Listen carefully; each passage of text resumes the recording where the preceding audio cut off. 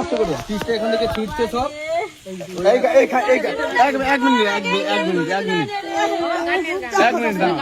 হালকা হালকা ছিল, হালকা হালকা যেটা যেটা লিখছে ও মনের কথাটা আস্তে আস্তে আস্তে দিল, আস্তে বলো বলো বলো বলো।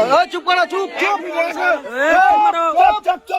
একদম একদম কথা নেই হবে, রেকর্ডিং হয়ে যাক। একদম চুপ। বলছে এটাই হয়তো তোমার জন্য শেষ কথা, আর বিরক্ত করব না, আর কোনো অভিযোগও থাকবে না। শুধু একটা কথা মনে রেখো, আমি তোমাকে সত্যি ভালোবেসেছিলাম। হয়তো সেই ভালোবাসার মূল্য তুমি কোনোদিনও বুঝবে, হয়তো বুঝবে যখনই আমি তোমার জীবনে থাকবো না। তোমার সব সুখ, সব স্বপ্ন পূরণ হোক এই কামনাই রইল। আমি তোমার স্মৃতিগুলো নিয়েই বাকি পথটা হেঁটে যাব। ভালো থেকো, হাসি খুশি থেকো, বিদায়। হয়তো এটাই আমাদের গল্পের শেষ অধ্যায়, ভালোবাসা। দেখছো, তাহলে এর মানেটা উদ্ধার করে দিক, এইটা এইটা উদ্ধার করে দিক। এই দাঁড়ান 1 মিনিট আগেরটা ছিঁড়ে দিচ্ছি, আরো লেখা ছিল অনেক। এইখানে ছেলের মা বুঝে দিল, কোথায় গেল?